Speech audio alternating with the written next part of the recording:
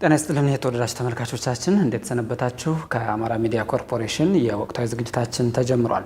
የዛሬው የወቅታዊ ዝግጅታችን በአማራ ክልል የገቢዎች ቢሮ ስራዎች ላይ ትኩረቱን ያደረገ ይሆናል። የተለያዩ ጥያቄዎችን እያነሳን ምላሽና ማብራሪያ እያሰጠን ቆይታ እናደርጋለን። እስከ ዝግጅታችን ፍጻሜ ድረስ አብራችሁ እንድትቆዩ በአክብሮት ጋብዛለሁ። ዘመኑ ታደለ ከካሜራ ባለሙያዎች ጋር ነው ቆይታ የማደርገው። ዛሬ ለምናነሳቸው ሀሳቦች ምላሽና ማብራሪያ እየሰጡን ቆይታ ሊያደርጉ የአማራ ክልል ገቢዎች ቢሮ ኃላፊ ዶክተር መንገሻ ፈንታውን ጋብዘናል። ዶክተር ሀሳቦትን ለመስጠት ስለፈቀዱ እናመሰግናለን። እኔም በጣም አድርጌ አመሰግናለሁ። የቢሮውን ስራዎች ነው እያነሳን ቆይታ የምናደርገው። እንደ መጀመሪያ ግን እንደ 2018 የበጀት ዓመቱ ተጠናቋልና የገቢዎች ቢሮ በ2018 በጀት ዓመት ወደ 100 ቢሊዮን ብር አካባቢ የሚጠጋ ገቢ የመሰብሰብ እቅድ ይዞ ነው የ2018 በጀት ዓመትን የጀመረው። ከነበረው እቅድ አንጻር አፈጻጸሙ እንዴት ነበር? እጅግ አድርጌ አመሰግናለሁ። ከሁሉ አስቀድሜ አሁን ያለንበት የግብር መክፈያ ወቅት ነውና ክቡራን የክልላችን ግብር ከፋዮች፣ የክልላችን ነዋሪዎች እንኳን ለ2019 የግብር ዘመን እንኳን በሰላም አደረሳችሁ አደረሰን ማለት ፈልጋለሁ። 2018 ዓመተ ምህረት ሁላችሁም እንደምታውቁት በርካታ ፈተናዎችን አልፈን የክልላችን ሕዝብ የሚፈልገውን የልማት ጥያቄ ለመመለስ የገቢ ተቋማችን የክልላችን ምክር ቤት ያጸደቀው በመደበኛ በጀት እና በከተማ አገልግሎት ገቢ ሁለቱም ተደምሮ በመደበኛ ገቢና በክልል ገቢና በከተማ አገልግሎት ገቢ 100.3 ቢሊዮን ገቢ ለመሰብሰብ አቅዶ ነበረ። በዚህ መሰረት ህዝባችን ባደረገው ጥረት ግብር ከፋዮቻችን በታማኝነት ባደረጉት ርብርብ የገቢ ተቋሙ አመራርና ባለሙያ እንዲሁም የክልሉ ከላይ እስከታች ያለው አመራርና ባለሙያ መንግስት ሰራተኛው፣ ነጋዴው፣ መላው ማህበረሰባችን ባደረገው ትግልና ርብርብ 100.3 ቢሊዮን ነበር እቅዱ። የተሰበሰበው 93.2 ቢሊዮን ተሰብስቧል። እቅዱ ከዚህ በፊት ከነበሩት እቅዶች በጣም የተለጠጠ ነው የነበረው። ከጊዜው ከነበረው ስናነጻጽር ከክልላችን ሀብት አኳያ አሁንም በጣም ብዙ ሀብት አለን። ከዚህ በላይ መሰብሰብ ይቻላል። እድሎች አሉን፣ ሀብት አለን። ግብር ከፋዮቻችን በሚያደርጉት ጥረትና በሚከፍሉት ገቢ ከዚህ በላይ ሰብስበን ህዝባችን የሚፈልገውን ገቢ ማሳካት እንችላለን። የአማራ ክልል በሰላም እጦት ውስጥ እንደቆየ ይታወቃል ባለፉት ዓመታትና ምናልባትም አስቸጋሪ ከነበሩ ስራዎች መካከል አንደኛው የገቢ ስብሰባ ስራ መስራት ነው የነበረው በሰላም እጦቱ ምክንያትና በእነዚህ ችግርም ውስጥ ሆኖ ውጤታማ ስራ ለማከናወን ቢሮ ምንድነው የተገበረው? ምንድነው የሰራው? እንግዲህ የ2018 ዓመተ ምህረት የገቢ አሰባሰብ በጣም በርካታ ቻሌንጆች፣ ፈተናዎች ነበሩት። እነዚህም ፈተናዎች መሰረት ተደርጎ ከላይ እስከታች ያለው ኃይል ማለት ግብር ከፋያችን በታማኝነት በተለይ ደግሞ ምስጉን ግብር ከፋዮች አሉ። ይሄ የመንግስት ነው፣ ይሄ የኔ ነው ብለው ለይተው በራሳቸው መልካም ፍቃድ አዋጁን መሰረት አድርገው በራሳቸው መጀመሪያ ግብር ከፋይ በራሱ ያሳውቃል። አዋጁ ተቀምጧል። ምንድነው የሚለው? የመጀመሪያ በራስ ማሳወቅ ይባላል። ሰልፍ አሰስመንት ያሳውቃል። እሱም መሰረት ተደርጎ ይታይና እንደገና ደግሞ ኦፊሻል አሰስመንት ይሰራል። በእኛ በኩል አሰስመንት እንሰራለን። በትክክል ነው አይደለም የሚለውን ነገር እናጠናለን። ስለዚህ በአብዛኛው ብዙዎቹ ግብር ከፋዮቻችን በጥናቱና በእነሱ ባሳውቁት መካከል የተሻለ ነው የነበረው። ስለዚህ በዚህ አጋጣሚ የእነሱ ጥረትና የእነሱ ትግል ነውና ማመስገን እፈልጋለሁ። ከዛ ቀጥሎ ደግሞ እንደ 2018 እንደነበረው ፈተናና እንደነበረው ክልላችን ሁኔታ የኛ አመራርና ባለሙያ ሌት ተቀን ሰርተዋል። አንዳንዶቹ ብዙ ስቃይ የደረሰባቸው ክልላችን ለምንድን ነው ያሰበውን ዓላማ ያቀደውን እቅድ የማያሳካው? ይሄ ገቢ ካልተሰበሰበ፣ ይሄ እቅድ ካልተሳካ የጀመርናቸው ፕሮጀክቶች ይቆሙብናል። ስለዚህ እኔ መስዋዕት ሆኜ ለሌላው ብርሃን መሆን አለብኝ የሚል እሳቤ ይዘው ነው እየሰሩ ያሉት። የህይወት መስዋዕትነት የከፈሉ አሉ። ፈጣሪ ነፍሳቸውን ይማር። ለሀገር የቀለጡ እንደ ሻማ የቀለጡ ናቸውና ትልቅ ክብር አለን።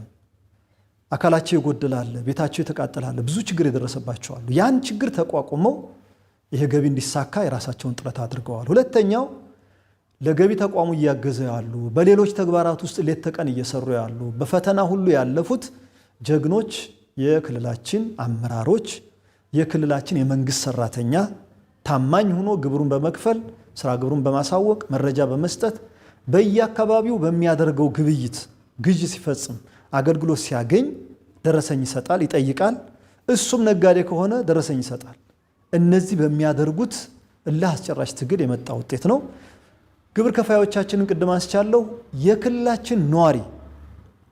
የክልላችን ነዋሪ በሚደረገው የግብይት ስርዓት ውስጥ የራሱን አስተዋጽኦ በማበርከት አንዱ ደረሰኝ ስርዓቱ ውጤታማ እንዲሆን፣ ሁለተኛው መረጃ ሲኖር ደግሞ ችግር ሲፈጠር እንዲህ አይነት ችግሮች አሉ ብሎ ለገቢ ተቋሙ መረጃ በመስጠት ባደረገው ርብርብ የመጣ ውጤት ነው።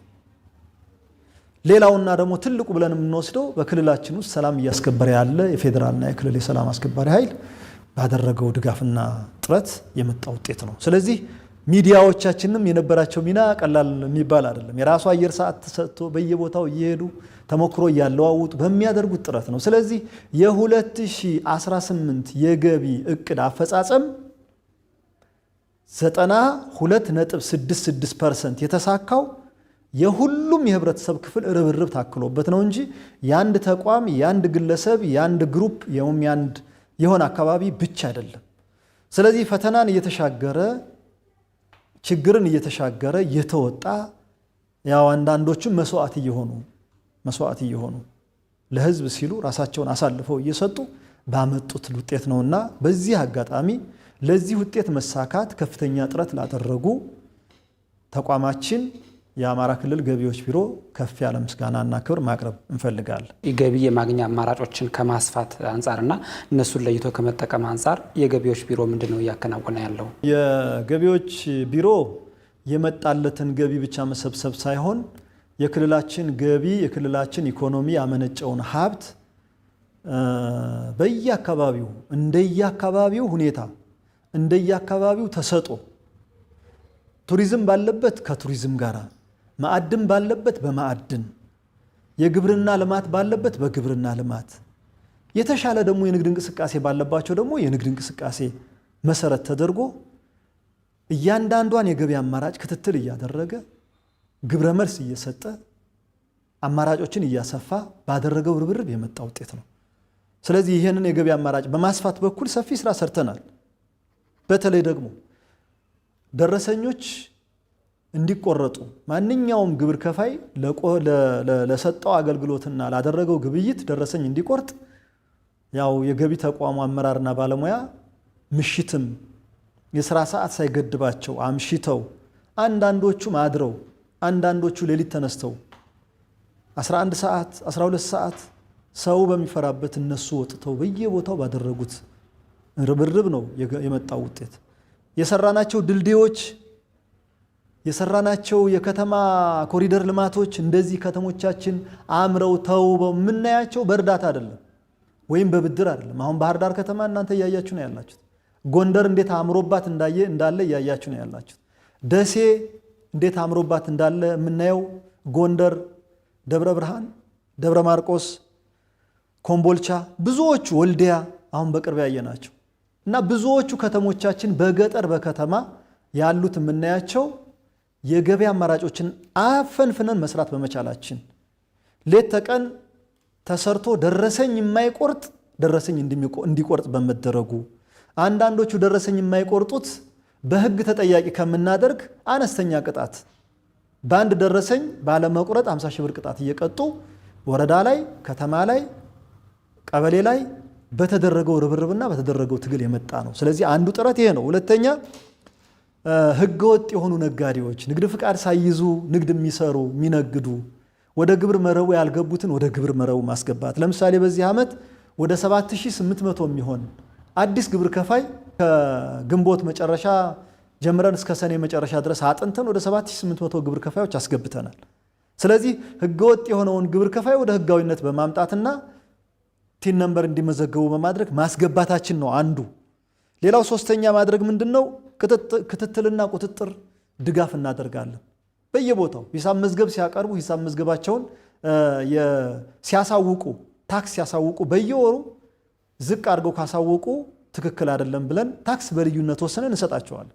ማሳወቅ ያለበት 100 ሺህ ብር ከሆነ ክትትላችን 100 ሺህ ብር እንደሚሆን ካወቅን እነሱ ግን 30-40 ሺህ ብር አድርገው ካሳወቁ ታክስ በልዩነት በቀሪው 70 ሺህ ብር ወይ በቀሪው ባልተከፈለበት ባልተሳወቀበት ውሳኔ ሰጥተን እንሰጣለን። ይሄ እንግዲህ ምንድነው ክትትል በእያንዳንዱ ግብር ከፋይ ክትትል እናረጋለን፣ ቁጥጥር እናረጋለን፣ ድጋፍም እናረጋለን። የተለያዩ ስልጠናዎችን እንሰጣለን። የተለያዩ ያስተምሮ ስራ እንሰጣለን። ሁለተኛው የገቢ መሰረቶችን እናሰፋለን። ለምሳሌ ቱሪዝም ትልቅ ሀብት አለው። አሁን ባለው ሁኔታ ክልላችን ያው የክቡር ጠቅላይ ሚኒስትራችን በሚያደርጉት ድጋፍ በገበታ ለሀገር፣ በገበታ ለሸገር፣ በገበታ ለትውልድ በእንደዚህ አይነት ፕሮጀክቶች እና እሱን ተከትለን ደግሞ በየከተሞቻችን በምናረጋቸው ስራዎች የሀገር ውስጥ ቱሪዝም በጣም እየሰፋ ነው ያለው። አሁን ባህር ዳር እንዴት እንደምናየው በየቦታው ሰው የተወሰነ ነገር መዝናናት መጎብኘት ጀምሯል። እሱን ተከትለን የምናገኛቸው ሀብቶች አሉ። እሱን ተከትለን አዳዲስ ሻይ ቤቶቻችን፣ አዳዲስ ንግድ ተቋሞቻችን እየተሰሩ ነው ያሉት። በዚህ ተከትሎ የሚመጣ እድል አለ። እነዚህን እድሎች ተከትለን ግብር እንሰበስባለን። ጎንደር ላይ እንዳየነው ቱሪዝም መንቀሳቀስ ጀምሯል። ካለፉት 2-3 ዓመታት ዘንድሮ የተሻለ ነው የሚሆነው። ስለዚህ አንዱ የምናደርገው ከቱሪዝም፣ ሁለተኛ ከማዕድን በዚህ ዓመት በጣም በርካታ በመቶ ሚሊዮን የሚቆጠር ገንዘብ ሰብስበናል ከማዕድን። እንግዲህ ማዕድን ያሁላችንም እናያለን። ማዕድን ትልቅ ሀብት ነው። በፊት መርገምት ብዙ ያልተጠቀምንበት በልምድም እንኳ በንግግር መርገምት ተደርጎ ሲወሰድ የነበረውን ዛሬ እድል ሆኖ ሀብት ሆኖ በየቦታው እየሰበሰብን ያለ ነው። ስለዚህ አንዱ የገቢ መሰረቶቻችን በተለያየ መንገድ እያሰፋን መሄዳችን ነው። ሌላው ዘመናዊ ቴክኖሎጂን መጠቀማችን ነው። በጣም እንደው በዚህ አጋጣሚ የክልላችን መንግስት ምስጋና የሚገባው ለገቢ ተቋሙ ትልቅ ትኩረት ሰጥቶ የኢታስ የሚባል የኤሌክትሮኒክስ ታክስ አድሚኒስትሬሽን ሲስተም የሚባል ኢታስ ቴክኖሎጂ በክልላችን በራሳችን ዩኒቨርሲቲ ተመርቶ በባህር ዳር ዩኒቨርሲቲ ቴክኖሎጂው ፈልቆ ዳብሮ ጎልብቶ ዛሬ በቢሊየን የሚቆጠር ሀብት በቴክኖሎጂ እየሰበሰብን ያለ ነው። ስለዚህ ግብር ከፋዩ አሁንም እንዳያችሁት ያ ሁሉም እንደሚያውቀው በቴክስት በመሴጅ ይደርሰዋል። ግብር ይሄ ነው፣ መክፈል የሚገባ ይሄ ነው፣ ቅጣትና ወለድ እንዳይጣልበት በአስቸኳይ ክፈል ተብሎ በቴክስት ይደርሰዋል። በፊት ግን አስፈርመን ይዘን በየቦታው እየደረስን አልደረሰኝም ይላል። ሰዎቹ ይፈራሉ። ደረሰኛ የሚያቀርቡትኝ ሰጥቻለሁ፣ ለጥፌያለሁ፣ ሰው አጣሁ ይላል። አሁን ግን በመሴጅ ደርሰዋል። የሚከፍልበት ጊዜ አለው፣ መጠን አለው። በዛ መንገድ እንዲከፍል ይደረጋል። ገቢን የመደበቅ ልምምድ እንዳለ ይነሳል እና ይህንን አንድም የግንዛቤ ማስጨበጥ ስራ በመስራት ከዛ አለፈ ሲል ደግሞ ተጠያቂነትንም በማስፈን ለማስተካከል ምንድን ነው እየተሰራ ያለው? ግብር የመደበቅ ባህል የቆየ ነው። ሰው አንዳንዱ የቄሳርን ለቄሳር የምንለውን አስተሳሰብ ግምት ውስጥ ያልማያስገባል። ግብር መደበቅ እንደ ስልጣኔ አድርጎ የሚያይ አለ። ግን በዓለም ላይ የምናየው ሰው ታክስ ሲባል በጣም ስትሮንግ ጠንካራ ነው ታክስ። ምክንያቱም የእሱ ገንዘብ አይደለም። ግብርም የህዝብ ሀብት ነው። ስለዚህ የህዝብን ሀብት ለሚጠቀምበት ለሚሰራው መንገድ፣ ለሚያገኘው አገልግሎት፣ ለሚፈልገው ነገር የሚውል ሀብት ነው ይሄ ግብር። ስለዚህ ይሄንን የሚደብቁ ሰዎች ህዝብን እንደ መስረቅ ተደርጎ ነው የሚወሰደው፣ አገር እንደ መክዳት ተደርጎ ነው የሚወሰደው። ስለዚህ ግብር መደበቅ እንዳይኖር የመጀመሪያው አስተምሮ ስራ ቅድም እንዳነሳሁት እናስተምራለን። ነገር ግን አንዳንዶቹ በተለይ በጣም ውስን የሆኑትኝ ታርጌት አድርገው የሚቀርበውን ግብር መክፈል የሚገባቸውን ግብር ይደብቃሉ። ስለዚህ እኛ ምን እናደርጋለን? ቅድም እንዳልኩት ሲጀመር የመጀመሪያው አስተምሮ ስራ እንሰራለን። ቀጥለን ደግሞ ከመማር እና ከምንሰጠው ምክርና ተግሳጽ የሚያልፈውን ደግሞ በታክስ በልዩነት እንወስናለን። ታክስ በልዩነት ወስነን እንሰጣለን። በጣም እና ትንሽ ከፋ የሚለው ሂሳብ መዝገባቸው አንዳንዶቹ ውድቅ ይደረግባቸዋል። ምክንያቱም ደረሰኝ ሐሰተኛ ደረሰኝ የሚያመጡ አሉ። የሚጎዳው እነሱ ነው። ምክንያቱም ሐሰተኛ ደረሰኝ ይዞ ከመጣ ያ ሐሰተኛ ደረሰኝ ሂሳብ መዝገባቸው ውድቅ ሊያደርግባቸው ይችላል። መያዝ የሚገባቸው ሳይያዝላቸው ይቀራል። ስለዚህ ሀቅ በሀቅ አድርጎ በትክክል አድርጎ ካመጣ ብዙ የሚከፍለው ነገር ወጪ ይቀነስለታል። ለምሳሌ አሁን አንድ ግብር ከፋይ ለዚህ አውጥቻለሁ ብሎ ሂሳብ መዝገቡ ላይ አውጥቶ ካቀረበ ኢቭን ተከራይቶ ከሆነ የሚሰራው ኪራይ ያወጣው ገቢ ከኪራዩ ይቀንስለታል ከሚከፍለው ግብር ላይ። ምክንያቱም ግብሩን ለሀብት ለመሰብሰብ ብሎ ነው ያንን ህንፃ የተከራየው። አዲስ ህንፃ ደግሞ ሰርቶ ግብይት የሚፈጽም ከሆነ ደግሞ ለህንፃ ዲፕሪሺየሽን የእርጅና ቅናሽ ይታሰብለታል። ኢቭን የሰራተኛ ደመወዝ በትክክለኛ ከሆነ የሰራተኛ ደመወዝ ሁሉ ይቀነስለታል።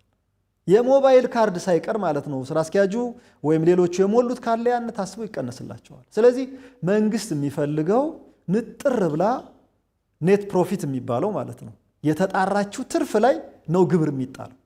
ከዛችም በፐርሰንት አለ 10፣ 15፣ 20፣ 25፣ 30፣ 35 ተብሎ በሬንጅ ተቀመጣለ። በዛ መሰረት ታስቦ ግብር እንዲከፍል ይደረጋል። ስለዚህ ታክስ ለመደበቅና ለማጭበርበር ካልተደረገ በስተቀር ትክክለኛ ግብር ከፋይ ሆነው ከመጡ አቤቱታም ካላቸው ቅሬታም ካላቸው ታማኝ ግብር ከፋይ ከሆኑ እንደየስጋት ደረጃቸው ትሪት ይደረጋሉ።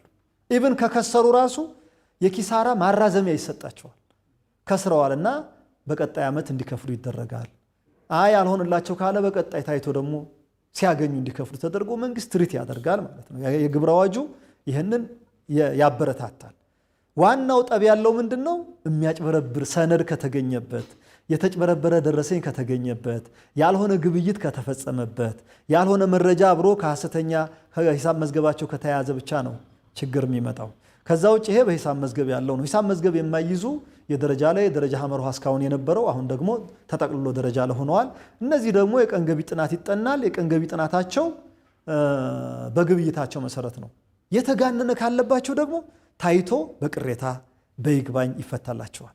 ስለዚህ በዚህ መንገድ መንግስት ከአቅምህ በላይ ሳይሆን በሰራው ልክ ስትሰራ ደግሞ ያወጣው ወጪ ተቀንሶ ትክክለኛ የሆነው ግብር የሚከፈልበትን ገቢ ብቻ ነው ግብር እንዲከፈል የሚፈለገውና ግብር ከፋዮቻችን ከታክስ መረቡ እንዳይወጡብን እንዳይን ብሌናችን መጠበቅ አለብን። በዚህ አጋጣሚ ታክስ ከፋዩን እንደዚህ እንደተናገርነው ሁሉ የኛ የገቢ ተቋሙ ባለሙያና አመራር በተደጋጋሚ እንደምንናገረው ግብር ከፋዮቻችን በጥንቃቄ ማየት፣ መንከባከብ፣ ችግር ከገጠማቸው ደግሞ በችግራቸው መድረስ፣ መከታተልና መደገፍ ይገባል። ይህን ስልጠና እየሰጠን ባለሙያዎቻችን እያበቃን ያለውና በዚህ አግባብ ክትትልና ድጋፍ እያደረግን ያለን። በገቢ ስራ ውስጥ ባለፉት ዓመታት አንዱ ፈተና ተደርጎ ሲነሳ የነበረው በየአካባቢው የሚጣሉ ህገወጥ ኬላዎች ናቸው። የህገወጥ ኬላዎች ከአላግባብ ከሚሰበሰብ ግብር በተጨማሪ የምርት እንቅስቃሴንም ጭምር እንደሚገደቡ ይታወቃል እና ቢሮው እነዚህን ህገወጥ ኬላዎች ለማስነሳት የተለያዩ እንቅስቃሴዎች ሲያደርግ እንደነበር እንመለከት ነበር እና አሁን ላይ ይህንን ከማስተካከል አንጻር የተሰሩ ስራዎች ምን ያህል ውጤታማ ናቸው? ህገወጥ ኬላዎችን በተመለከተ ያው እንዳያችሁት ሁላችሁም እንደተከታተላችሁት በተለያየ መንገድም በሚዲያ ሾፌሮቻችን ያቀርቡ ነበረ። ክልላችን መንግስት የፌዴራል መንግስት በተለይ ክቡር ጠቅላይ ሚኒስትራችን በየደረጃው ያለ አመራር ይህን ሐሳብ ይዞ አቅጣጫ አስቀምጦ ነበርና እኛም እሱን አቅጣጫ ተከትለን አምነንበት ህገወጥ ኬላዎች እንዲነሱ ክቡር ፕሬዝዳንታችን የክልላችን ፕሬዝዳንት በራሳቸው ፊርማ ደብዳቤ ጽፈው ሰርኩላር አስተላልፈዋል። ህገወጥ ኬላዎች እንዲነሱ የንግድ እንቅስቃሴያችንን እንቅፋት የሆኑ የሚያሰናክሉ ጊዜውን የሚያራዝሙ ለምሳሌ ከዚህ ተነስቶ ወደ ጎንደር፣ ከዚህ ተነስቶ ወደ ወሎ፣ ከዚህ ተነስቶ ወደ ሸዋ የሚሄድ ሾፌር መድረስ ባለበት ጊዜ እንዳይደርስ ኬላ ቆመው ረጅም ጊዜ የሚወስዱና መሰናክል የሚፈጥሩ ማስተካከያ እንዲደረግ አቅጣጫ አስቀምጠዋል። እሱን ተከትለን እኛም እንደ ተቋም ቀጥታ በደብዳቤ ለሁሉም ሰርኩላር አስተላልፈናል። የንግድ ቢሮም በዚህ አጋጣሚ ንግድ ቢሮንም እናመሰግናለን። ድጋፍ አድርጎ ክትትል አድርጎ ህገወጥ ኬላዎች እንዲነሱ ከላይ እስከታች ሰርተን ትግል አድርገን አብዛኛውን ህገወጥ ኬላ አስነስተናል። ህገወጥ ኬላ ብቻ አይደለም፣ ህጋዊ የሚባል ኬላ የለንም። እኛ እንዲነሳ አድርገናል። አንዳንድ የጸጥታ ችግር ያለባቸው በጣም ውስን የሆኑ ቦታዎች ላይ በጸጥታ መዋቅሩ የሚሰራ ነው። እኛ እንደ ተቋም የገቢ ተቋሙ እንደ ተቋም ኬላ አቆመን እንደዚህ አይነት ነገር እንዳንሰራ አቅጣጫ አስቀምጠን ተግባራዊ አድርገናል። በጣም ውጤታማ ነው። በዚህ አጋጣሚ ሾፌሮቹም ያው ጥያቄ ሲያነሱ ነበር። እኛም ክትትል አድርገናል። እነሱም ታንኪው ብለውናል። እኛም ደግሞ እነሱ የሰጡንን ነገር ተከትለን ችግር እንዳይገጥም መሰናክል እንዳይገጥማቸው አስነስተናል። አንዳንዶቹ የገቢ ተቋማት ሐሳባቸው ገቢውን ለመሰብሰብ ከማሰብ ተነስተው እንደዛ ያደረጉትን ያው ማስጠንቀቂያ ሁሉ ጽፈን ሌላም ማስተካከያ ሁሉ ከቦታ እንዲነሱ ሁሉ አድርገን ማስተካከል ችለናል። በዚህ ምክንያት ብዙዎች ቦታዎች ላይ አሁን እንዳያችሁት እናንተም ትከታተላላችሁ ብዙዎቹን አስተካክለን የተሻለ ሆኗል። ይሄ 100% ተቀርፏል ማለት አይቻልም። አልፎ አልፎ ሊኖር ይችላል። እየተከታተልን እያረምን ነው። በቅርቡ በነበረን ግምገማ ላይ የሆነ ቦታ ላይ አነሱልን ኢሚዲየት ተከታትለን አስተካክለናል። የተወዳጅ ተመልካቾቻችን ቆይታችን አሁንም እንደቀጠለ ነው። የወቅታዊ ዝግጅትን ከአማራ ሚዲያ ኮርፖሬሽን እየተከታተላችሁ ትገኛላችሁ። የአማራ ክልል ገቢዎች ቢሮን ስራዎች እያነሳን ጥያቄዎችን እያነሳን ምላሽ ማብራሪያ እያሰጠን ቆይታ እያደረግን ያለ ነው። የቢሮ ኃላፊ ዶክተር መንገሻ ፈንታው ምላሽ ማብራሪያ እየሰጡን ነው። አሁንም ቆይታችን ይቀጥላል። አብራችሁን ሁኑ። ዶክተር እንግዲህ ሌላኛው ጉዳያችን በተለይ በዚህ ዓመት የገቢ ተቋሙ ያሻሻላቸው መመሪያዎች፣ አዋጆች አሉ። ከገቢ ስብሰባ ጋር በተያያዘ ስራውን ያቀላጥፋሉ የተባሉ የመመሪያ ማሻሻያዎችን አድርጎ በምክር ቤትም አጸድቋል እና በጠቅላላ የገቢ ስራውን ከማገዝ አንጻር እነዚህ አዳዲስ አዋጆችና መመሪያዎች ምን አስተዋጽኦ እያበረከቱላችሁ ነው? በ2018 በጣም ሪማርኬብል ስራ ነው የተሰራው። እውነት ለመናገር የአዋጆችን፣ ደንቦችን፣ መመሪያዎችን ከማዘጋጀት አንጻር የገቢ ግብር አዋጃችን 240/2008 የሚባል አዋጅ ያለን የገቢ ግብር አዋጅ ነበረን። የታክስ አስተዳደር አዋጁ 241/2008 አዋጅ ነበረን። ይህንን በዚህ ዓመት ማስተካከያ ተደርጓል። እንግዲህ በ2008 የወጣ አዋጅ ዘንድሮ በ2018 ነው የተቀየረው። 301/2017 ሐምሌ 1 ጀምረን ማለት ነው። የዛሬ ዓመት ምክር ቤታችን አውጆ አስተካክሎ ሰጥቶን ተግባራዊ ያደርገናል። ስለዚህ ኦልሞስት እንግዲህ 10 ዓመት የሆነው ማለት ነው። ይሄ ወደ ተግባር ቀይረነዋል። ይሄ በጣም ለኛ ትልቅ እገዛ አድርጎልናል። ለምሳሌ አንዱ ያስተካከልልን ደረጃ ሀሌታ ውሃ፣ ደረጃ ለ፣ ደረጃ ሐመር ውሃ ይባል ነበረ። ይህንን አስተካክሎ ደረጃ ሀና ደረጃ ለ ብሎ አስተካክሎታል። ሁለተኛ ሂሳብ መዝገብ መያዝ ያለባቸው ደረጃ ሀሌታ ውሃ ብቻ ናቸው። ከዛ በታች ያለው በቀን ገቢ ጥናት ተጠንቶ ውሳኔ ይወሰናል ማለት ነው። ሂሳብ መዝገብ ለመያዝ ሪፖርት ለማዘጋጀት በየ3 ወሩ እንዲህ የሚል ነገር እንዳይቸገሩ ሲምፕል አድርጎታል ማለት ነው። ሁለተኛ የገቢ ግብር አዋጁ በሰንጠረዥ የነበሩ ግብር አከፋፈሎች አሉ። 10%፣ 20%፣ 15%፣ 20%፣ 25%፣ 30%፣ 35% የነበሩትን ደረጃ ለና የደረጃ ለዎችን በሙሉ 2%፣ 3%፣ 5%፣ 7% እና 9% በእነዚህ ብቻ በጣም ቀላል አድርጎታል። ስለዚህ አንድ ሰው ያገኘውን ገቢ ግብር የሚከፈልበት ገቢ ብሎ ስማ ከ2% ያበዛና እንግዲህ ከ10% የነበረውን በጣም ቀላል አድርጎታል። ይህን እንዲመች አድርጎታል። ሶስተኛ ያመቻቸልን ምንድነው? ግብር ከፋዩ በአመት አንድ ጊዜ ለምሳሌ ደረጃ ሀሌታ ውሃ ከሐምሌ 1 ጀምሮ እስከ ጥቅምት 30 ነበረ ደረጃ ሀሌታ ውሃ። ደረጃ ለ ደግሞ ከሐምሌ 1 ጀምሮ እስከ ነሐሴ 5-6 ነበረ። ደረጃ ሐመር ውሃ ከሐምሌ 1 እስከ ሐምሌ 30 ነበረ።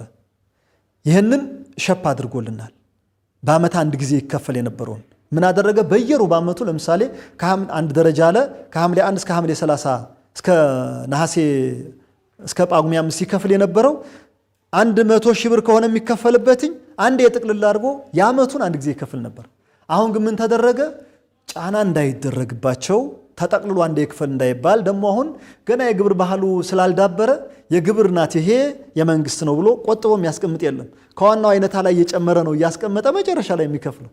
ስለዚህ ምን አደረገ? የሩብ ዓመት ክፍያ ብሎ አመጣ። ስለዚህ 100 ሺህ ብር የሚከፍል ከሆነ በየሩብ ዓመቱ 25 ሺህ፣ በየ3 ወሩ 25 ሺህ፣ በየ3 ወሩ 25 ሺህ፣ በየ3 ወሩ 25 ሺህ አድርጎ ሳይጨናነቅ ይገላገላል ማለት ነው። ስለዚህ እንዲህ አድርጎ ሳይጨናነቅ እንዲከፍል እንዲያስብም ያደርገዋል። በአመት አንድ ጊዜ ሲሆን ያጨናንቃል። ስለዚህ አዲሱ የገቢ ግብር አዋጅ ይህን እድል ፈጥሮልናልና በርካታ እድሎችን የፈጠረበት ሁኔታ ነው ያለው። አንዱ የገቢ ግብር አዋጅ ነው። ሁለተኛ ወደ 18 ዓመት የቆየውን የቴምብር ቀረጥ አስተካክለናል። 18 ዓመት ቆይቷል። የኤግዛይዝ ታክሱም እንደዚሁ በአመታት የተቆጠረ ነው። አሁን ደግሞ ሌሎች የገቢ ማስገኛ አዋጆችን አስተካክለናል። ደንቦችን አዘጋጅተናል። የታክስ አስተዳደር ደንቡን አሻሽለናል። መመሪያዎችን አዘጋጅተናል።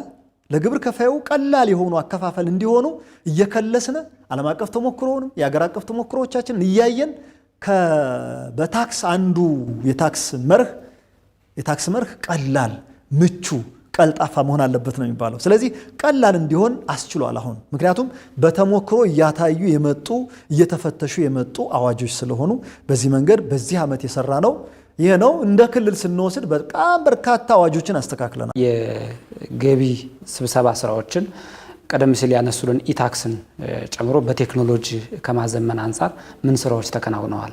ቴክኖሎጂን በተመለከተ ያው ቅድም እንዳነሳሁት የክልላችን መንግስት ትኩረት ሰጥቶ በጀት መድቦ በመቶ ሚሊዮኖች የሚቆጠር በጀት መድቦ ቴክኖሎጂውን አስለምቷል። ስለዚህ የፌዴራል መንግስት ሲግታክስ የሚባል የቴክኖሎጂ እንጠቀም ነበር። በብዙ ዓመት የቆየ ነው። ይህም ለደረጃ ሀሌት ውሃዎችን የነበረው ደግሞ አሁን አሻሽለው ኢታክስ የሚል የደረጃ ሀዎችን አሁን በቅርቡ ተግባራዊ ተደርጓል በፌዴራል። እኛ የደረጃ ለዎችን ኦልሞስት ወደ 389 ሺህ የሚሆኑ የደረጃ ለግብር ከፋዮች አሉን። እነዚህን አድሬስ የሚያደርግ የኢታስ ኤሌክትሮኒክስ ታክስ አድሚኒስትሬሽን ሲስተም የሚል ቴክኖሎጂ ያው ተግባራዊ አድርገናል። 3 ፌዝ ነው ያለው። ከ3ቱ ፌዝ 2ቱ ፌዝ አልቆ 3ኛው ፌዝ የመጨረሻ ላይ ደርሰናል። እግር በእግር ደግሞ እየሰራንበት ነው ያለነው። በዚህ መንገድ በጣም ቀልጣፋ አድርጎልናል፣ ምቹ አድርጎልናል።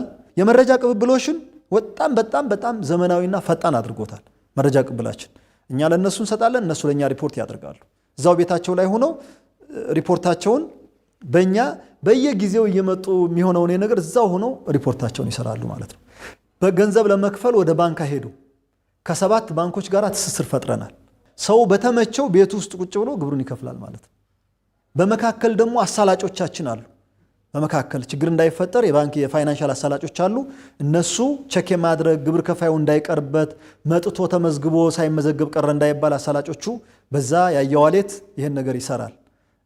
የኤምፔሳ ደግሞ የሳፋሪኮም ኤምፔሳ ይህን ይሰራል። ቴሌብር ደግሞ አሁን ገብቷል። ቀጣይ ሌሎች ባንኮች እየገቡ ነው ያሉት። በዚህ መንገድ ግብር ከፋዩ ከፍሎ እንዳልከፈል እንዳይደረግበት ባላንስ ይሰራሉ ማለት። ይሄ ምንድነው ይሄን ያመጣ ነው? ግብር ከፋዮቻችን ቅሬታ እንዳይኖራቸው፣ ከፍለው እንዳይከፍል እንዳይሆንባቸው፣ ጊዜያቸውን እንዳያጠፉ ነው። ስለዚህ ቴክኖሎጂ በጣም ትልቅ ሚና ተጫውቷል። ብልሹ አሰራሩንም የሰው ኮንታክት የለውም፣ ግለሰብ ጋር አይገናኝም። ውሳኔም በቴክኖሎጂ ይደርሰዋል፣ አለቀ በቴክስት ይደርሰዋል። ሲስተሙ ላይ የግብር ውሳኔ የሚወስነው ኃላፊ ወይም ባለሙያ ውሳኔውን ወስኖ ሴቭ ሲያደርገው ቀጥታ በቴክስት ሰውየው ጋር ይደርሳል። ለሰውየው ለላክ ምናምን አያደርግም። ሴቭ ሲያደርገው ቀጥታ ግብር ከፋዩ ጋር ይደርሳል። ስለዚህ ሰው ጋር ግንኙነት የለውም። በክቡር ጠቅላይ ሚኒስትራችን ኢኒሼቲቭ የተወሰደው የመሶብ የአንድ ማዕከል በጣም ትልቅ ለውጥ ያመጣንበት ነው። ክቡራን ግብር ከፋዮቻችንና የክልላችን ነዋሪዎች ደግሞ በዛ አገልግሎት እንዲጠቀሙ እንፈልጋለን። ራሱን የቻለ ባለሙያ በመሶብ አገልግሎት መድበናል። መሶብ አንድ ማዕከሉ አለ አይደለ? በጣም በርካታ አገልግሎት ይሰጣል። እዛ ውስጥ የገቢ ተቋሙ አንድ መስኮት አለ። እዛ ሂደው ቀላል የሆኑ አገልግሎቶችን እዛው ያገኛሉ። ብዙ ቅሬታዎች የሚስተናገዱበት ተቋም እንደሆነ ይታወቃል። እና የቅሬታ አፈታታችሁ ምንድን ነው የሚመስለው? በተወሰነበት መጠን የተወሰነበት ለምሳሌ 20 ሺህ ብር ከሆነ ከ20 ሺህ ብር ውስጥ አምኖ እኔ 15 ሺህ ብሩ አምንበታለሁ፣ 5 ሺህ ብሩ ግን አላምንበትም፣ ወይም 10 ሺህ ብሩን አምንበታለሁ፣ 10ሩ ግን በዝቶብኛል ካለ ቅሬታ እዛው ያቀርባል። ማስያዣ የለውም፣ ምን የለውም። ግን ምንድነው የሚሆነው? ለነሱም እንዲመቻቸው ቅሬታ ያቀረበበትን 10ሩን አምኛለሁ፣ 10ሩን ግን የኔ አይደለም ካለ 10ሩን ይከፍልና በቀሪው 10 ቅሬታ ያቀርባል ማለት ነው። ይሄ ለሱ እንዲመቸው ነው። አይ ይሄንም አልከፍልም በቃ በራሴ ነው ካለ ያው ምቹ ስለሆነ ቅሬታ ያቀርባል። ይሄን ቅሬታ የገቢ ተቋሙ የቅሬታ ሰሚ ኮሚቴ አለ፣ የሂደት ደንበኞች አገልግሎት ቅሬታውን እዛው ይፈታለታል። ቅሬታውን እዛ ይፈታል። ያን ቅሬታ አሁንም አይቶ ቅሬታዬ አልተመለሰም፣ አሁንም አልረካሁም ካለ ይግባኝ ሰሚ ኮሚቴ አለ። ይግባኝ ሰሚ ኮሚቴው ከንግድ ተቋም ከንግድ ጽሕፈት ቤት ከሆነ ጽሕፈት ቤቱ ጋር፣ መምሪያ ከሆነ መምሪያ ከነሱ የተውጣጡ ከፍትህ አካላት ፍትህ ጽሕፈት ቤት፣ ከፋይናንስ አንዳንድ ቦታ ላይ ከነጋዴ ተወካይ፣ የኛ የገቢ ተቋሙ ደግሞ አስረጅ ሆኖ ይገባል። እነዚህ ሆነው አንድ ላይ ሆነው ይግባኝ ያያሉ። ይግባኝ ያዩና ይሄንን ይግባኝ ያዩለታል። ይግባኝ ሲያቀርብ ቅሬታ ያቀረበበትን 50% ከፍሎ ቅሬታ ያቀርባል ማለት ነው። ለምሳሌ አሁን ቅድም እንዳነሳሁት 10 ሺህ ብር ከሆነ መክፈል ያለበት 20 ሺህ ብር መክፈል ካለበት በቀሪው 10 ሺህ ብር ነው ቅሬታ ካለ 10 ሺህ ብሩን ከፍሎ በ10 ሺህ ብሩ ቅሬታውን አቅርቧል። ቅሬታው ከዚህ ውስጥ 5 ሺህ ብሩን ከቀነሱለት 5 ሺህ ብሩ ላይ ነው ይግባኝ የሚጠይቀው። ስለዚህ በ5 ሺህ ብሯ ላይ 50%ቱን ይከፍልና 2500ውን 2500 ቅሬታ ያቀርባል ማለት ነው። አይ ከመጀመሪያውም ደግሞ እኔ በ20 ሺህ ብር ነው የማቀርበው ቅሬታውን ካለ 20 ሺህ ብሩ ይሆናል። ቅሬታ የሚወስኑለት ካጸኑበት ወይም ከቀነሱለት በቀነሱበት መጠን 50%ቱን ይከፍልና ይግባኝ ያቀርባል ማለት ነው። አንዱ ይግባኝ ይሄ ነው። ከሱ ቀጥሎ ደግሞ አሁንም አልረካሁም ካለ ወደ ፍርድ ቤት መሄድ ይችላል። መብት ተሰጥቷል።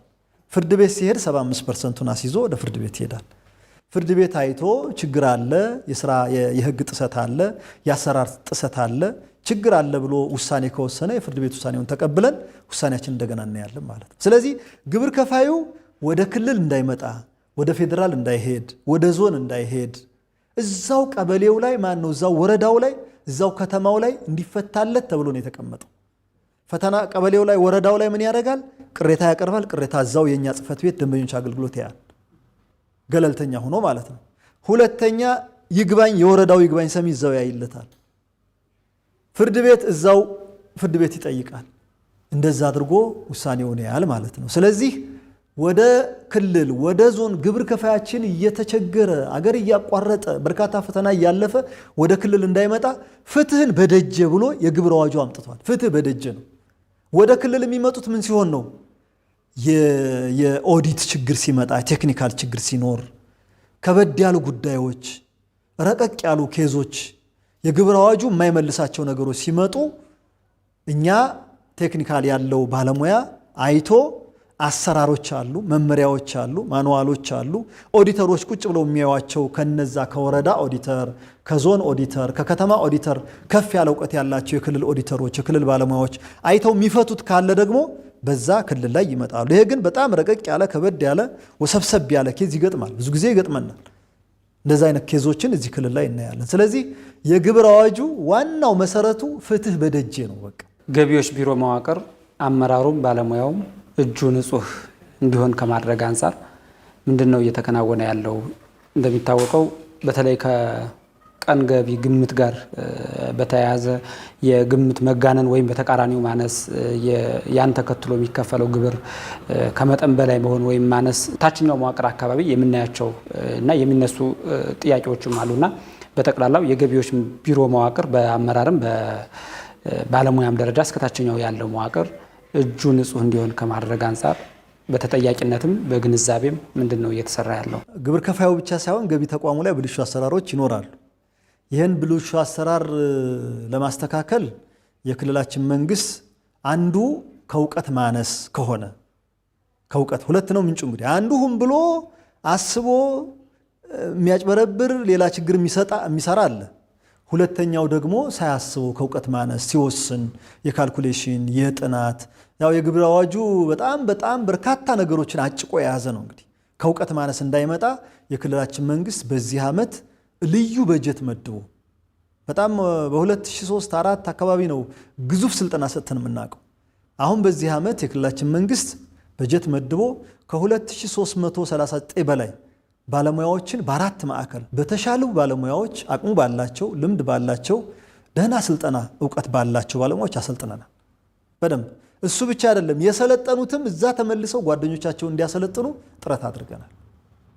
ሁለተኛ በጣም በብዙ ሺህ የሚቆጠሩ ባለሙያዎችን ኦንላይን አሰልጥነናቸዋል። አውቀው አስበው በብልሹ አሰራር ውስጥ ገብተው በአቋራጭ ለመክበር የሚያደርጉትን ደግሞ አሰራር አስቀምጠናል። በዚህም ተጠያቂ ለማድረግ ተሞክሯል። በዚህ ያባረርናቸው አሉ። በዚህ በ2018 የተባረሩ አሉ፣ ተጠያቂ ሆኑ፣ በህግ የተጠየቁ አሉ፣ የታሰሩ አሉ፣ ከባድ ማስጠንቀቂያ የተሰጣቸው አሉ፣ ከደረጃ ዝቅ ያሉ 1 ዓመት ዝቅ ያሉ አሉ፣ 2 ዓመት ዝቅ ያሉ አሉ፣ ከደረጃም ዝቅ ያሉ አሉ፣ ደሞዝ የተቀጡ አሉ። እንደዚህ አይነት አንድ ገባ ወጣ ያለው ግን በትክክል መረጃ የተደገፈበትና ችግር ውስጥ የገባውን ከስራ አሰናብተናል፣ በህግም ተጠያቂ ሆነዋል፣ የታሰሩዋል። ስለዚህ በዚህ መንገድ አድርገን ተቆራርጠን በመረጃ አስደግፈን ስራ እየሰራን ያለነው። በተለይ ደግሞ የኢታስ ሲስተሙ ይሄንን በጣም ብዙ ቀንሶልናል ብቻ ሳይሆን ተጠያቂ እንዲሆኑ መረጃ ሰጥቶናል። ያን መረጃ እናያለን። ለምሳሌ የግብይት መረጃ ላይ የሆነ ሲስተም ላይ ዴሊት ያደረገ እንዲቀነስ ያደረገ እንደዚህ ያደረገው መረጃ ያሳያል። በዛ መረጃ ተጠያቂ አድርገናቸዋል። መረጃ ወጥተን አይተን የገሌ ይሄን ያህል መወሰን ሲገባው አንተ ዝቅ አድርገህ እንዲያርገው ወስነሃል፣ የገሌ እንደዚህ ሆኖ ኦዲት መደረግ ሲገባው ይሄን ደረሰኝ ጥለሃል ተብለው የተጠየቁዋል። በተጨባጭ በቁጥር 1 2 3 ተብለው የተጠየቁ እኛም ክልል ላይ ደርሶ ውሳኔውን ያጸናንባቸዋል። ወረዳው ከተማው ወስኖባቸው እኛ ጋር ቅሬታ አምጥተው አጥንቶ የዲስፕሊን ኮሚቴው አጥንቶ ማሻሻልም መቀነስም መሰረዝም እንደዚህ አድርገን ማስተካከያ ወስደናል። ይሄ በቀጣይ አጠናክረን እንቀጥላለን። በዚህ ግብር ከፋያችን ላይ ያልተገባ ጥያቄ የሚጠይቅ ያልተገባ ግንኙነት የሚኖረው ፍትህ የሚያዛባን ኢቭን አገልግሎት የሚያዘገይን ይሄንን ሁሉ እየተከታተል በየደረጃው ባለው በየጥስተታቸውና እንደየአቅማቸው ተጠያቂ እያደረግን ያለ ነው። ተጠያቂነቱ ከላይ ጀምሮ እስከታች ባለው ነው። ከላይ እስከታች ባለው መዋቅራችን ተጠያቂነት እያሰፈን ያለ ነው። ይሄን አጠናክረን እንቀጥላለን። ያልተገባ መንገድ ተከትሎ ግብር ለማስቀነስ ሊሆን ይችላል። በሌላ መንገድ ደግሞ ፍትህ ከማጣት ጋር ተያይዞ የሚወሰኑ አማራጭ የማጣት ሁኔታዎች ሊኖሩ ይችላሉ። ምናልባትም ከገቢ መዋቅሩ መሪዎችና ሰራተኞች ጋር ተገቢ ያልሆነ ግንኙነት እንዲፈጥሩ የሚያደርጋቸውና የግብር ከፋዩ ላይስ በራሱ ምን ይጠበቃል? የግብር ከፋዮቻችን አደራ ምለው ምንድነው? የግለሰብ ጋር የሚደረግ መቀራረብና የሚደረግ መገናኘት አይጠቅምም።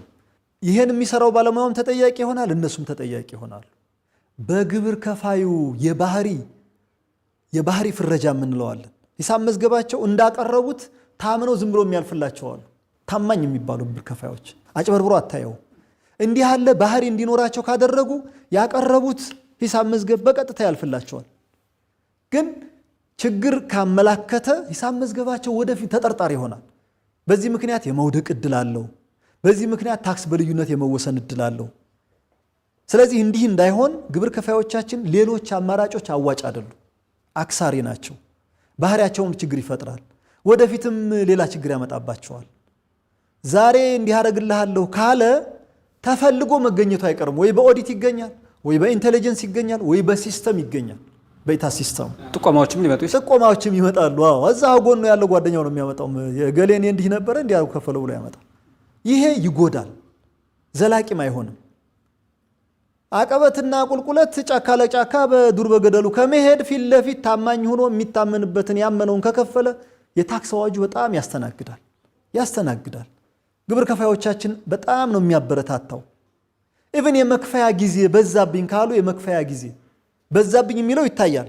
ተቀንሶላቸው በቅሬታ በይግባኝ ታይቶላቸው ተፈትሾ ተቀንሶ አሁንም በዛብኝ ካሉ ያመኑት እንዲከፍሉ ይደረግና የመክፈያ ጊዜ ማራዘሚያ ይሰጣቸዋል። አንዳንዱ ጉዳት የደረሰባቸውን እኮ 1 ዓመት 2 ዓመት መክፈያ ጊዜ ማራዘሚያ እንሰጣለን። በማጭበርበር የተፈረጀ በስጋት ከፍተኛ ስጋት አለበት ከተባለ ግን የግብር ክሊራንስ አንሰጥም፣ ቅጣት አናነሳም። ቅጣቱ ቀላል አይደለም። ቅጣት ሲቀጡ ቅጣት እናነሳላቸዋል። በመቶ ሺዎች የሚቆጠር በመቶ ሚሊዮን የሚቆጠር ይነሳል፣ በሚሊዮን የሚቆጠር።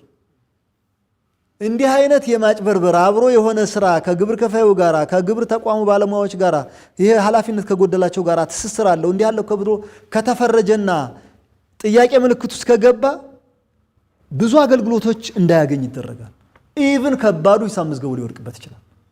ሂሳብ መዝገቡ ከወደቀ ሌላ ብዙ ነገር መውደቅ የሚገባው መቀናነስ የሚገባው ተቀናሾች ላይቀነሱለት ይችላሉ። ስለዚህ ይህን ሁሉ ጓዳ ለጓዳ ከመሄድ ቀጥ ብሎ ለመንግስት የሚፈለግበትን ግብር ከፍሎ ከሄደ እንደሰለጠነው ዓለም አሁን በሰለጠነው ዓለም ታክስ ማጭበርበር ኢሹ አይደለም፣ ጉዳያቸው አይደለም። በቃ ታማኝ ሆነ መክፈል፣ ታማኝ ሆነ ችግር ካለ ለገቢ ተቋሙ ቀርቦ ማስረዳት፣ ለቅርብ እዛው ላለው ፊት ለፊት አሁን ኦፕን አድርገናል፣ ክፍት ነው። ስለዚህ ግብር ከፋዩ ፎርም አለ፣ ፎርም ሞልቶ ይሄን አማውንት ችግር አለብኝ ይሄን እዩልኝ ካለ በቃ ለዚህ ለምን ለሌሎች ከተወሰነ ዓመት በኋላ ተፈልጎ መገኘቱ አይቀርም። ምክንያቱም የገቢ ግብር አዋጅ ይላል እስከ 10 ዓመት ድረስ ወደ ኋላ ግብር ማጥናት ትችላለህ። እስከ 10 ዓመት 10 ዓመት ፋይሉ ይቀመጣል። አሁን ደግሞ የወረቀት በየእንትን ተከማችቶ የሚቀመጥ ፋይል እየጠፋ ነው ያለው። በሲስተም ሆኗል። ስለዚህ ወደ ኋላ ሄደህ ሪአሰስመንት መስራት ትችላለህ። ስለዚህ ለምን እንቅልፍ ይነሳዋል? ለምን እንዲህ ያቺ እንትን ያረጋት ነገር እንዲህ ያቺ ትመጣ ይሆን እያለ ለምን ሲሸበር ይከርማል? መቼም ጥፋት ካለች የሆነ ጊዜ መምጣት አትቀርም። የአማራ ክልል እንግዲህ የተለያዩ ዞኖች፣ የተለያዩ ከተማ አስተዳደሮች አሉ። በየአካባቢው ያለው የገቢ ጸጋም እንደየአካባቢው ሊለያይ ይችላል። ግን በጠቅላላው ካለው የገቢ የመሰብሰብ አቅም አንጻር ከተማ አስተዳደሮችም ዞኖችም ተቀራራቢ የሆነ ገቢ የመሰብሰብ አቅም እንዲኖራቸው የሰው ኃይሉ ላይም የግንዛቤው ላይም ምን ተሰርቷል? ከዞኖችና ከተሞች አኳያ የአካባቢያቸውን ጸጋ ተጠቅመው አሟጠው እንዲሰበስቡ በአሰባሰብም ተቀራራቢ እንዲሆኑ ምን እየሰራችሁ ነው ለተባለው ያው አሰባሰቡ በጣም ከፍተኛ ነው። የብዙዎቻችን ለምሳሌ ባህር ዳር ከተማን ወስደን ብናይ ዘንድሮ 2018 ዓመተ ምህረት 10 ቢሊዮን ነው የገቢ እቅዱ። ዘንድሮ 9.1 ቢሊዮን ሰብስቧል። ባህር ዳር ከተማ 9.1 ቢሊዮን ሰብስቧል። የጎንደርን ብንወስድ 5 ቢሊዮን ነው። የደሴን ብንወስድ 5 ቢሊዮን ነው። አሰባሰባቸው እንደ ባህር ዳር አይደለም፣ እንደዚህ ነው። ስለዚህ እነዚህ ወደ ላይ ከፍ እንዲሉ ባህር ዳርም በዛ ልክ እንዲያድግ ሌሎቹ ከተሞችም እንዲመጡ በጣም ሰፊ ስራ ተሰርቷል። ይሄን ንጽጽር የክልሉን እንዳነሳሁትኝ በአጭር ጊዜ ከዛ ተነስቶ እዚህ እንደደረስነው ወረዳዎቻችን በመቶ ሚሊዮን የሚቆጠር ገንዘብ እየሰበሰቡ ነው ያሉት። ወረዳዎቻችን አንድ እንዲህ ያለ ወረዳ ብትወስዱ 100 ሚሊዮን ይሰበስባል።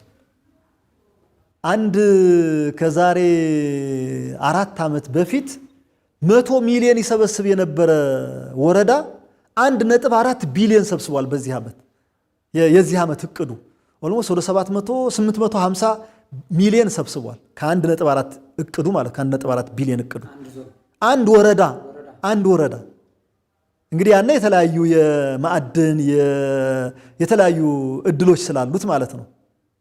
ወረዳዎችም እንደዚህ አቅማቸው እያደገ ነው ያለው። ከተሞቻችን እንደዚህ አቅማቸው እየሰፋ ነው ያለው። ቢሊዮን የሚባለውን ነገር ዛሬ ዞኖቻችን ለምደውታል። አንድም ዞን ከቢሊዮን በታች የሚሰበስብ የለም። ሁሉም ቢሊዮን ውስጥ ገብተዋል። ያ ማለት ምንድን ነው? ገቢያችን በጣም እንዲሰፋ፣ እንዲያድግ፣ እንዲጨምር አስተዋጽኦ እያበረከቱ ነው። አዘሴም ታይም ደግሞ በዛው ላይ ደግሞ በተመሳሳይ ልማት እንዲመጣ በራሳችን ገንዘብ ልማት እንዲመጣ አሁን ዛሬ አንድ ኮሪደር ልማት ባህር ዳር እንዴት አድርገው እንደሰሩ ታውቁታል። ቢሊዮን እኮ ነው የፈሰሰው። ያ ከየት መጣ? ከሰበሰቡት ገቢ ነው እንጂ እርዳታ የለ፣ ብድር የለ፣ ምን የለ፣ ማንም አልሰጣቸውም። በራሳቸው አንጡራ ሀብት በከተማዋ ሀብት የተሰበሰበ ነው የኮሪደር ልማት የተሰራው። ከተሞቻችን እንደዚህ ነው። ደሴም ብትሄድ እርዳታ የለው፣ ብድር የለው፣ በራሱ ይሄ ኮሪደር ልማት ወደ ቀበሌ ወደ ወረዳ እንዲወርድ ወደ ከተማ እንዲወርድ ሰፊ ስራ ሰርተናል። ይሄን በጣም እንዲቀራረቡ ልምድ እንዲወስዱ እውነት ለመናገር በዚህ ዓመት ወረዳዎቻችን፣ ከተሞቻችን፣ ዞኖቻችን በጣም ለፍተዋል። አሁን ላይ ደግሞ የ2019 በጀት ዓመት የገቢ ወቅት በይፋ ተጀምሯል። ክልሉም በዚህ በጀት ዓመት ሰበስባለሁ ያለውን የገቢ መጠን ይፋ አድርጓል። እንግዲህ ካለፈው ዓመት ከነበረው 100 ቢሊዮን አካባቢ በልጦ አሁን ላይ ወደ 166 ቢሊዮን ብር አካባቢ የመሰብሰብ እቅድ ይዟል በዚህ ዓመትና ይህንን ገቢ ለመሰብሰብ አሁን ላይ በትክክልም ወደ ስራ ተገብቶ ገቢ እየተሰበሰበ ነው ያለው። በጠቅላላው ምን አይነት ዝግጅት ነው የተደረገው 2019 በጀት ዓመት የገቢ ስብሰባን ውጤታማ ለማድረግ? የ2019 ዓመተ ምህረት የገቢ እቅድ የክልላችን ምክር ቤት ያው ሐምሌ መጨረሻ ላይ እንዳያችሁት ሐምሌ አጋማሽ መጨረሻ ላይ የዓመቱን በጀት 402 ቢሊዮን አድርጎ አውጇል። በእውነት በጣም የሚያስደምም ነው። የክልላችን ነዋሪ በውጭም በውስጥም ያላችሁ አጋሮቻችን፣ አጋዦቻችን፣ የክልላችን ዋና ባለቤት የሆነው ህዝቡ፣ ነዋሪው ሁሉም ርብርብ አድርጎ ይህ እቅድ እንዲሳካ እገዛ ማድረግ አለበት። 402 ቢሊዮን 2018 ዓመተ ምህረት 225 ቢሊዮን የነበረው ኦልሞስት ወደ እጥፍ ማለት ነው። እንግዲህ 225 ቢሊዮን የነበረውን የ2018 አሁን 2019 402 ቢሊዮን ነው። ይሄ ከተለያዩ የገቢ አማራጮች አስበናል። በየአካባቢው የተለያዩ ጥያቄዎች አሉ። የህዝብ ጥያቄ ሰፊ ነው። በዚህ ዓመት የሆነ መንገድ ትሰራለህ፣ ገረጋንቲ ካነጠፍክ ወይ መንገድ ከከፈትክ ገረጋንቲ አንጥፍልኝ ይልሃል። ከተነጠፈ ኮብልስቶን አንጥፍልኝ ይልሃል። ኮብልስቶን ከተነጠፈ አስፓልት ይደረግ ይባላል። አስፓልት ሲባል ዘመናዊ የሆነ አካፋይ መንገድ ያለው የሚያሳልጥ መንገድ፣ እንደዚህ አይነት ባህር ዳር እንዳየነው የተለያየ መንገድ አማራጮች ስራ ይልሃል። ውሃ ደረጃው ከፍ ይበል፣ ንጹህ መጠጥ ውሃ። በጣም በርካታ ጥያቄዎች አሉ። አዳጊ የሆነ ትክክለኛ የሆነ ጥያቄ ትክክለኛ የሆነ አዳጊ የሆነ ጥያቄ ሲቀርብ ያንን ጥያቄ የሚመልስ በጀት በየጊዜው እያሳደግክ መሄድ አለብህ። ስለዚህ ይሄንን ጥያቄ የሚመልስ ስለሆነ ያዘጋጀ ነው። ይሄን ለማሳካት ሁሉም እንዲያግዘን እንፈልጋለን። ይሄን ካደረግን እጅ ለእጅ ተያይዘን መስራት ከቻል እቅዳችንን በደንብ እናሳካለን። ይሳካል፣ በእርግጠኝነት ይሳካል። ክልላችን ደግሞ ሀብት አለው። የማዕድን ሀብት አለን። ተዝቆ የማያልቅ የማዕድን ሀብት አለን። በጣም ያልገባንበት ያነ ብዙ እድል ይዞ ነው የሚወጣው። አይተነዋል። እንግዲህ ትንሽ ትንሽ ማግኘት ስለጀመርነ በሩ ተቀዷል፣ በሩ ተከፍቷል። ስለዚህ ማዕድን ሀብቶቻችንን በየቦታው እናያለን። የውጭ ባለ ሀብቶች በርካታ እዚህ ቦታ እንምጣ፣ እዚህ ቦታ እንምጣ። ዘንድሮ በጣም በርካታ የማዕድን ሀብት ኤክስፖርት አድርገን አግኝተናል። ከግብርና ምርታችን ቡና ብቻ ኤክስፖርት ያደረግነው ስንት ነው? እዚህ ያለነው እናንተ የምታውቁት ማንጎ ኤክስፖርት ያደረግነው ስንት ነው? ያልተለመደ ማንጎ ኤክስፖርት አድርገን እናውቃለን? የለም። ከግብርና ምርቶቻችን ኤክስፖርት ማድረግ ጀምረናል። ቱሪዝም እንዴት ነው የነበረው? ስለዚህ ከቱሪዝም ሀብት አለን፣ ከማዕድን ሀብት አለን፣ ከግብርና ልማት ሀብቶቻችን አሉ። በጣም በርካታ ኢንዱስትሪዎቻችን በጣም እየሰፉ ነው ያሉት በየአካባቢው። በዚህ ዓመት ብቻ ወደ 200 ምናምን የሚሆኑ ኢንዱስትሪዎች ወደ ስራ የሚገባሉ። 200 ምናምን አለ። በስም ዝርዝር ለቅመን ይዘናል። የስራ ዕድል ይፈጥራሉ። ከስራ ዕድል የስራ ግብር እናገኛለን። ኢንዱስትሪዎቻችን ኤክስፖርት ያደርጋሉ። ኢምፖርት ከውጭ የምናመጣውን ይተካሉ። ኢምፖርት እንዳናረግ ብዙ ይሸፍኑልናል። እነዚህ ኢምፖርት ሰብስቲቱት ማድረግ ብቻ ሳይሆን ወይም ደግሞ ኤክስፖርት ማድረግ ብቻ ሳይሆን እዛው ሳሉ ደግሞ ገቢ ያመነጫሉ። እነሱ ሲንቀሳቀሱ ተሽከርካሪዎቻችን እድል ያገኛሉ። እነሱን ተከትለው ማከፋፈያ፣ መቸርቸሪያ ሱቆች ይከፈታሉ። እነዛ ሱቆች የስራ ዕድል ይፈጥራሉ። በዚህ ተዛዝሎ ተደጋግፎ ተቃቅፎ የግብር መጠናችንን ከፍ ያደርገዋል። ከአንድ ወር ያልተናነሰ ጊዜ አጥንተናል። ከአንድ ወር የኛ የገቢ ተቋሙ ባለሙያዎች ከፍተኛ አሉ የሚባሉ ባለሙያዎች መድበን የፋይናንስ ተቋሙ የገቢ ዘርፍን የሚከታተሉ ኤክስፐርቶች አሉ። እነሱ ባሉበት የክልላችን የፕላንና ልማት ቢሮ ባለሙያዎችም አጥንተዋል። በተለያየ መንገድ እድሎች አሉ የሉም፣ ግብር ከፋዩ ላይ መጨናነቅ እንዳይፈጠር ጥንቃቄ አድርገን እናጥና ብለን ጥናት ተደርጎ ከእያንዳንዱ ገቢ እንዴት መሰብሰብ እንደሚችል እያንዳንዷን የገቢ አማራጭ አይተን ዘርዝረን ነው ይሄንን ነገር ፎርካስት አድርገን ተንብየን 166 ቢሊዮን መሆን አለበት ብለን ያስቀምጥነው። በዚህ መሰረት አሁን በአሰባሰባችን የተሻለ ነው። አሁን ባለው ሁኔታ ወደ 8.2 ቢሊዮን ሰብስበናል። አሁን ቅንጅታዊ አሰራሮች የገቢ ስራውን እንዲያግዙ ከማድረግ አንጻር ምንድን ነው እየተከናወነ ያለው የሚለውን በመጨረሻ እናንሳ። ዋናው ትልቁ ነገር የቅንጅት ስራ ነው። የገቢ ተቋም የገቢ ስራ አገር የማቅናት ጉዳይ ነው። አገር የማቅናት፣ አገር የማሳደግ፣ አገር የመለወጥ ያቀድነውን እቅድ በታቀደለት መንገድ እንዲሄድ እቅድ ተርፎ ማደር የለበትም።